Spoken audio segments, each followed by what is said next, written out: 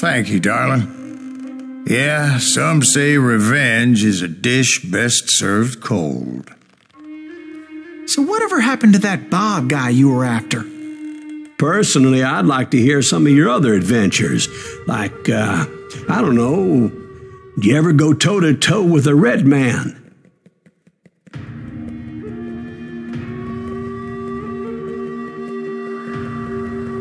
Yes, I did, Ben. I remember once I was after this renegade Apache, Grey Wolf. Strangely enough, revenge was also his primary motivation.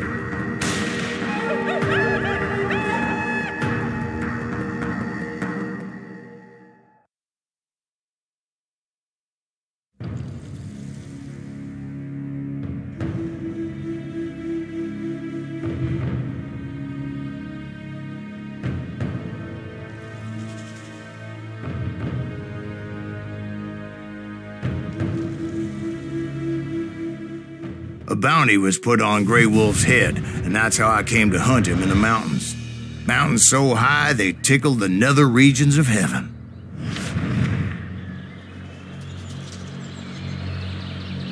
Grey Wolf was a Chiricahua Apache medicine man who had led a war party in revenge for a massacre against his people. The U.S. Army had attacked his tribe during his daughter's sacred sunrise ceremony, and the slaughter was unspeakable. I understood his anger, as there's nothing more traumatic than seeing those you love die in a cruel and painful death.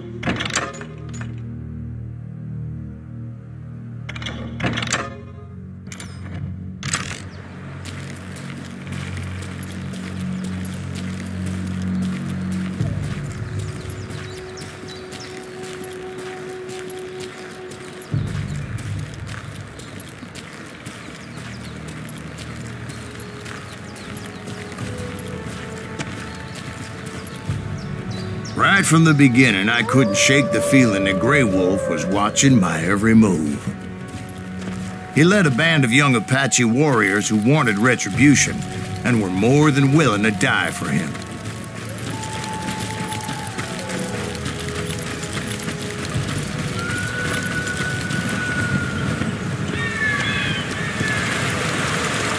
They saw me before I saw them.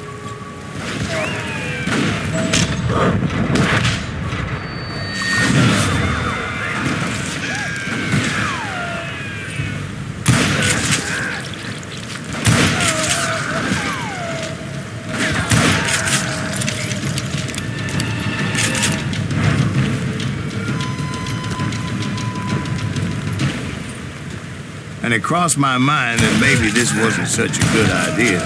But now that the shooting had started, there was no backing down.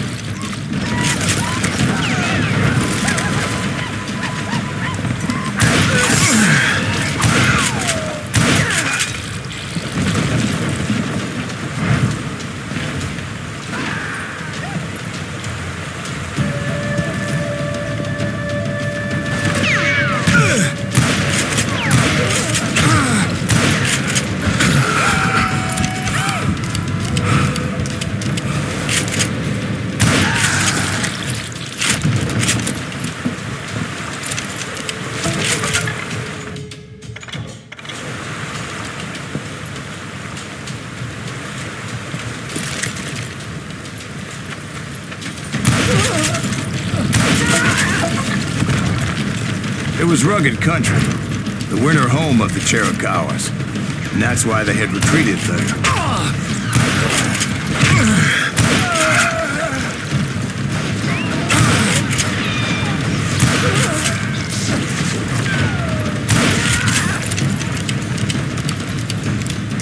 I admit to having some regrets about going after them the way I did.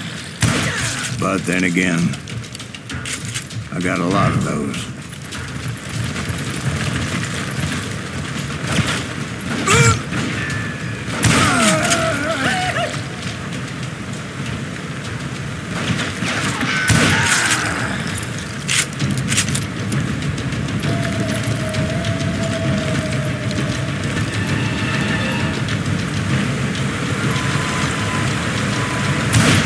Grey Wolf? Not at that moment, but I did find the entrance to their hideout.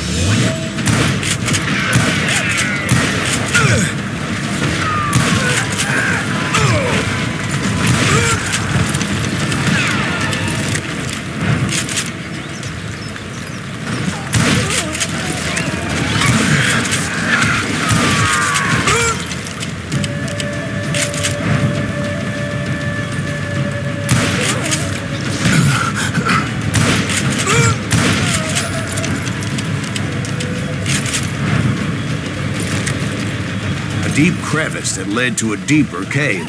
Don't tell me you went in there. Yeah, but it's not out of bravery so much as pure, angry cussedness.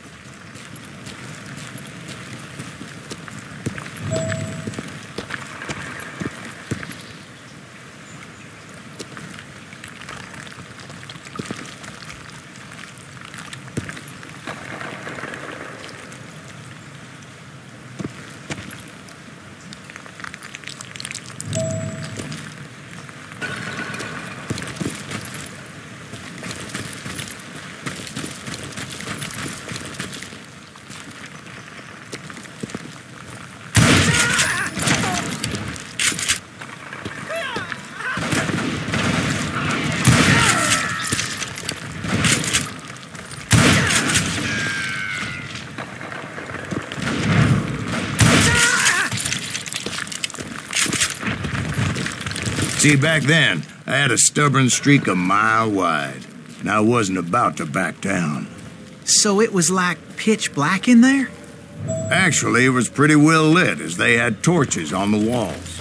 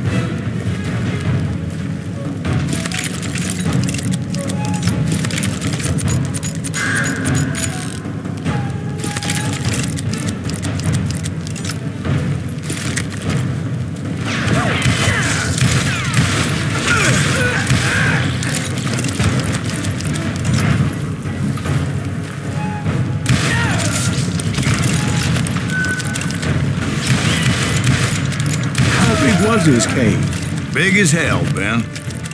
Chiricahua had hid out there during the Indian Wars.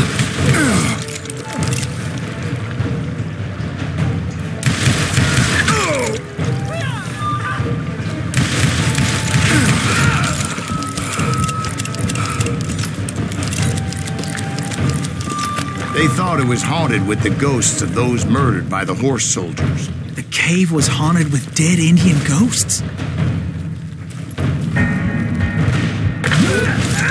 To be honest, I was more concerned with the live ones than the dead ones.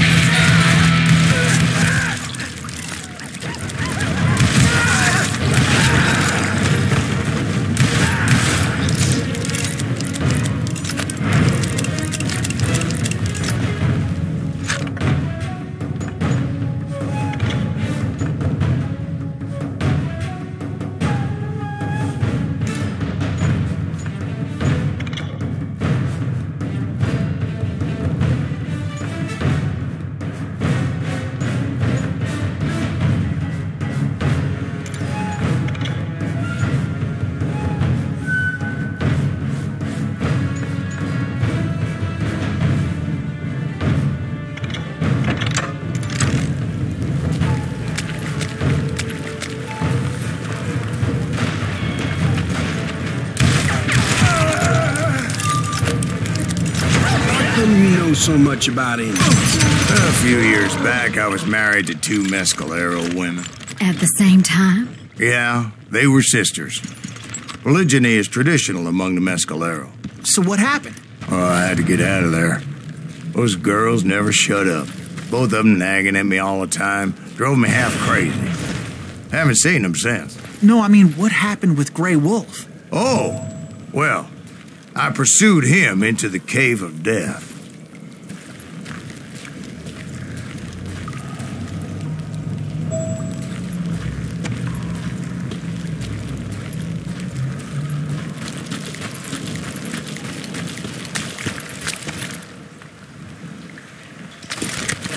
I came upon this flooded grotto, and that's when I saw him.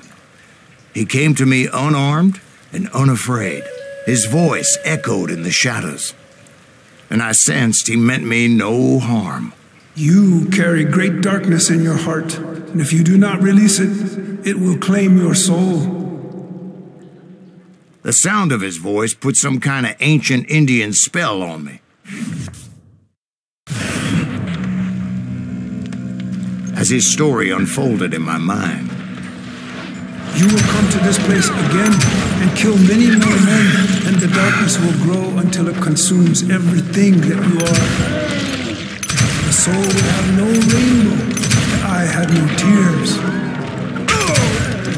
He said I was a great warrior, a coyote man, unequaled by any other pale-faced warrior, or something like that. The snakes will bite shadows of your past until a venom poisons your heart, and an echo of the song of the dead summons the spirits deep from within the mountains. I didn't quite get what he was saying, but there was definitely snakes. And indeed, his warriors surrounded me and attacked me like hungry wolverines. They couldn't stop me, though, and Grey Wolf wasn't in the mood for idle talk.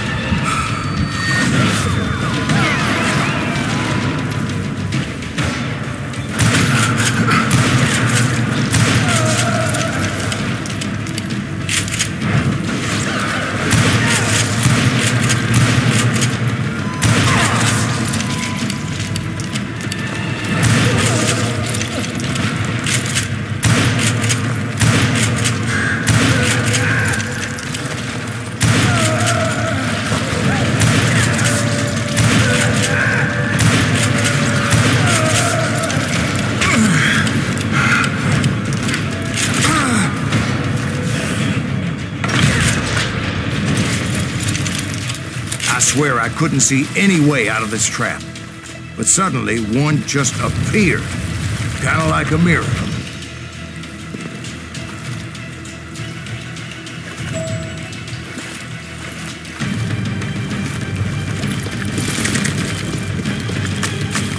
I felt like I would be lost in that damn cave forever.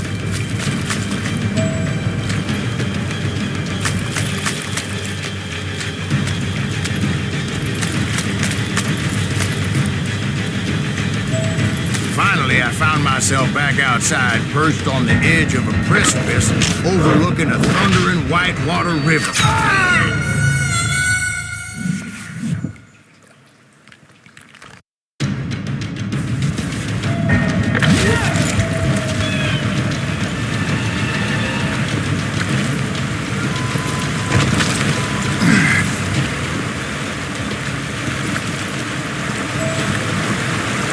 I chased after him, determined to make him explain the meaning of all that mumbo-jumbo. Mumbo-jumbo's right. Are you making this all up as you go? A few details may be fuzzy, brother, but I am relating exactly what happened to me. There were dozens of Apache warriors aiming at me from on high. Dozens? Well, maybe not dozens, but there was a lot of them. At least 3 or 4. Well, more than that, little lady.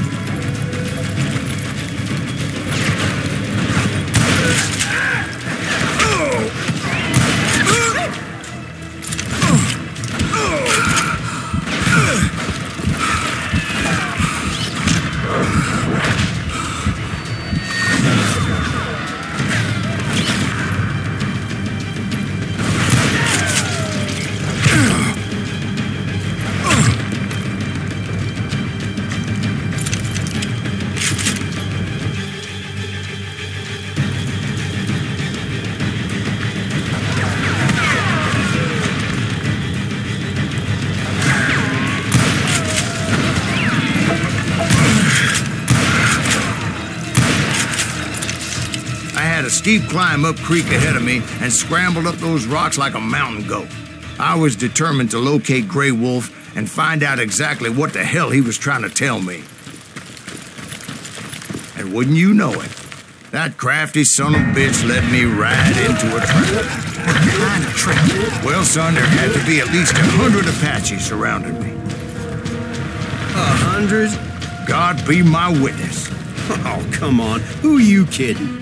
Hey, I believe you. Come on, tell us how it ended. All right, but I'm not gonna drag this out. Where were we? You were surrounded by 100 Apache warriors. Well, I didn't take the time to count them exactly, but there were a lot of them.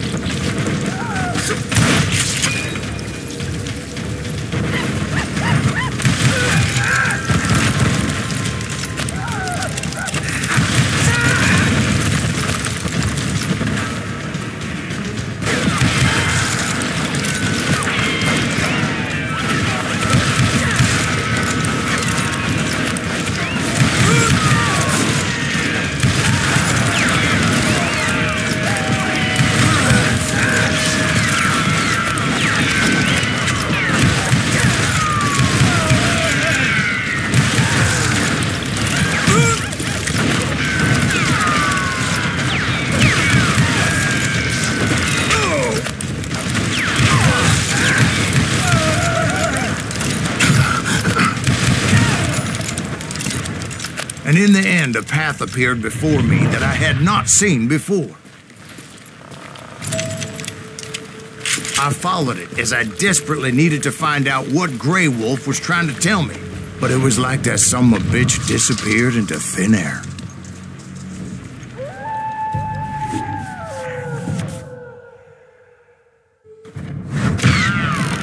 Never did find him. And never did collect my goddamn bounty.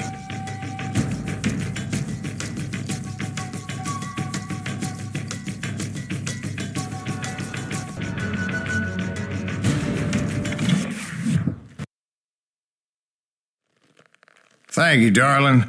It's interesting how the truth can sometimes seem might malleable, depending upon your point of view.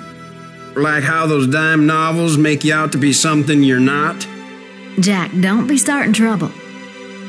No, he's right. They do tend to exaggerate.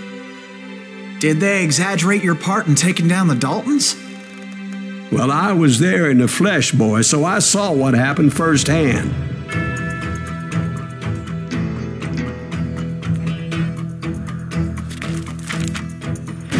Those Daltons were lawmen once, before they all went bad, robbing banks and trains clear across the territory.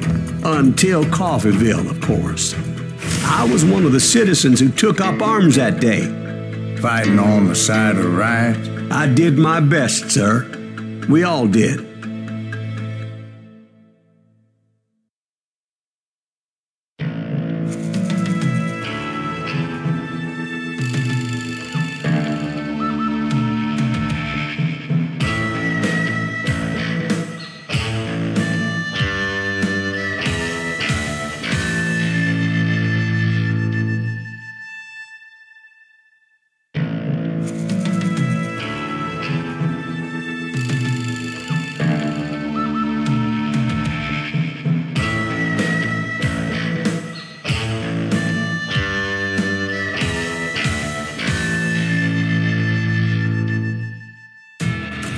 It was early morning.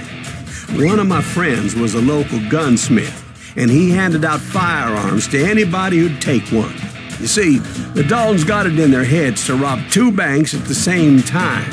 2 banks on the same damn street.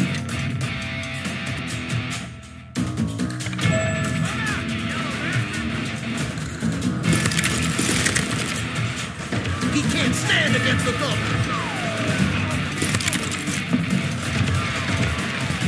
Story was Bob Dalton's girl was always writing him about how he had no ambition. Oh, you're nobody next to Jesse James, she'd say. Finally, the bastard took his brothers to Coffeeville just to shut her up. Right. It's always the woman's fault. I ain't backing down.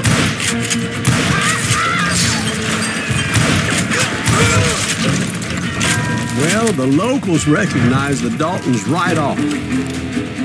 Before they could get away, half the town took up arms to defend their property. Their first mistake was pulling a job in their own damn hometown. The boys grew up in Coffeyville, so everybody knew them. The bank teller tricked them, telling them the time lock on the safe wouldn't open till 9:30. Well, that gave the locals enough time to prepare an ambush for those sons of bitches.